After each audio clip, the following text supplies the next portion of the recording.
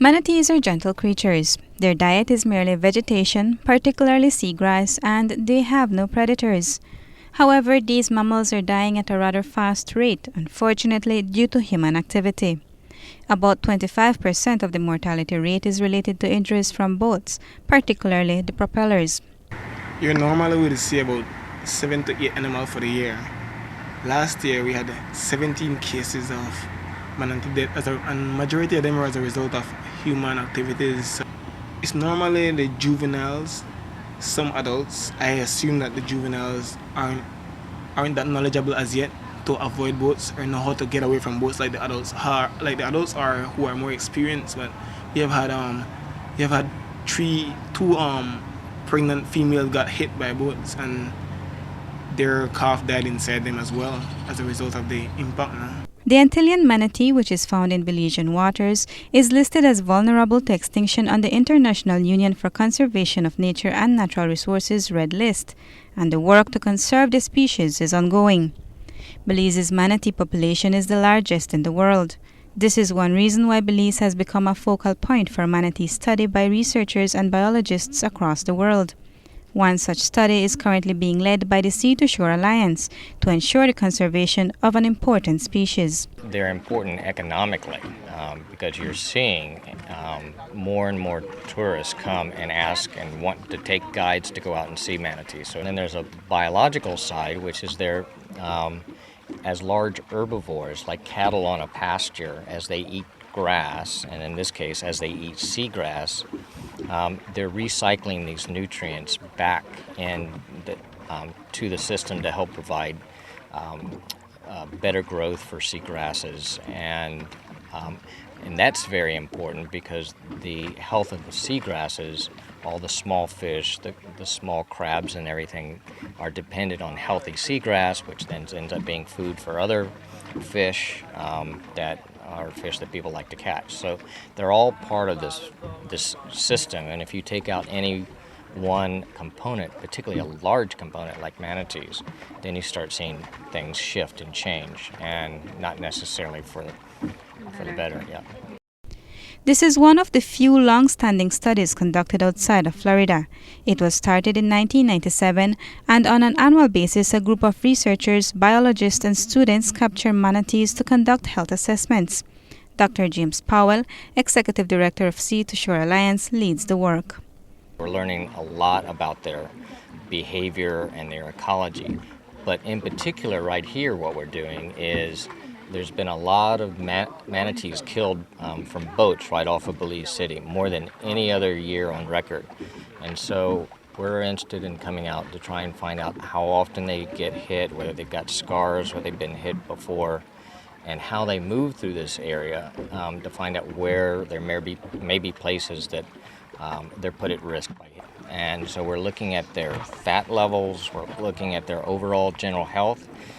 We take the blood, like when you go to the doctor, they take your blood to see if they have any diseases or viruses, and generally if they're in a good state of health, because that could be something that would contribute to increased deaths, is that if they're not very healthy, maybe they're not moving as fast or would put them at more of a risk of being hit by boats. So we also want to just find out their general health, and then we can track that and follow it over time to see if that changes.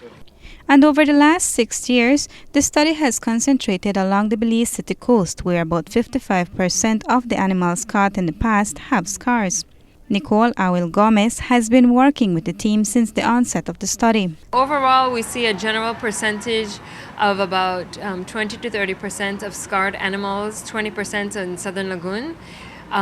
Bearing in mind that some manatees are transient, which means they come and go, and some manatees are residents, which means they're there most of the time. They'll live there.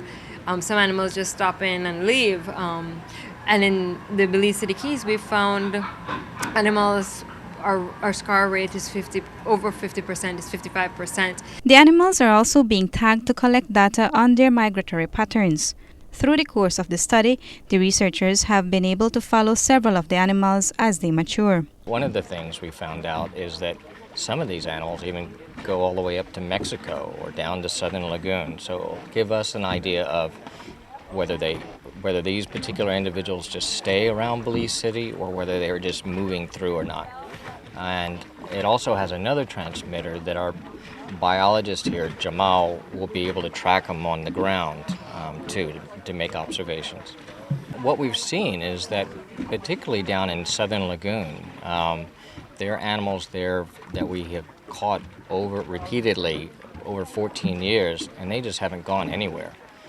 They've stayed right there, and that's probably because they have everything they need. They've got fresh water, they've got warm water in the wintertime, they have plenty of food, there's not very much disturbance from boats, so they don't need to go anyplace. But then in other places we see that they're very transient. The other information we've gathered is we're finding out their age of first reproduction, when they have, how old they are when they have their first baby, and then how often they have babies, how many years. And that's about 3 years or so.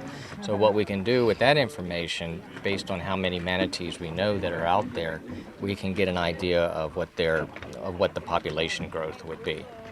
There are other factors that threaten the species, including illegal hunting and pollution.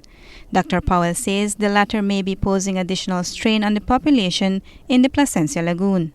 And down in Placencia Lagoon, that system in Placencia in the lagoon has gone from a very healthy one to one that's not so healthy from input, pollution in that area, and may have shifted things to an extent that we're seeing that it may be impacting manatee health directly and indirectly through maybe an increased load of parasites. But we don't know that for sure. Right now we're just sort of speculating based on some of the information we have so far and some of the data that others have been collecting in Placencia Lagoon. The researchers say they have also seen the same parasites in creatures at the Corozal Bay area. However, there is still considerable work to be done to determine how serious this problem is. In the meantime, this week the team continues work along the Belize City coast where the animals are looking good. Just looking at them, they look very healthy. The female and the male we caught right here look great. They look in excellent condition. The study is being done under a permit from the Forestry Department. The tracking data goes to the Coastal Zone Management where their migratory patterns are tracked. Most of the blood tests are conducted here, while the tissue samples are sent to the U.S. to test for genetics. These data allow us to be able to really be strategic about, where there needs to be attention paid. And that's what science and research is all about, is providing the information for decision makers to decide what avenue they want to take to be able to, better protect these animals or not, or Dalila Ikal for Love News.